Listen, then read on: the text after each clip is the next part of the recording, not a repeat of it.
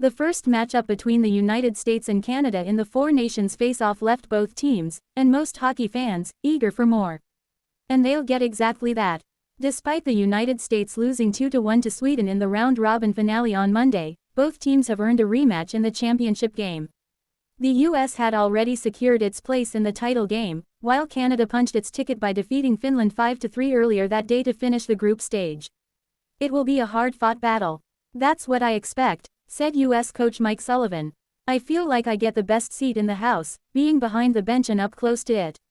Watching these guys at that pace, sometimes we just marvel at what goes on out there.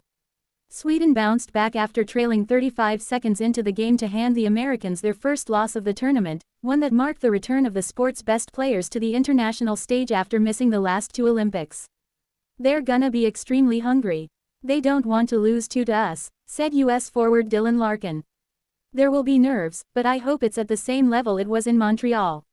Chris Kreider put the Americans ahead in the opening minute, but Gustav Nyquist equalized 12 minutes later, and Jesper Bratt gave Sweden the lead with less than a minute left in the first period. Samuel Ersson was solid in goal, stopping 31 shots and shutting out the US for the remaining 59 minutes and 25 seconds. While the game didn't impact either team's qualification, the US had already secured its spot in the final, and Sweden needed a Canadian loss to advance. US forward Jack Hughes wasn't surprised by the result. They're a great team, and I know they're eager to get another shot at us. We're excited to face them again, too. That's what we wanted, he said. The Boston crowd, donning powdered wigs and tricorn hats, passionately sang "The Star-Spangled Banner" before the game, a response to the Canadian fans' boos earlier in Montreal. The final minutes saw chants of USA as the Americans pulled goalie Jake Oettinger for an extra skater, but they couldn't find the equalizer against Ersson.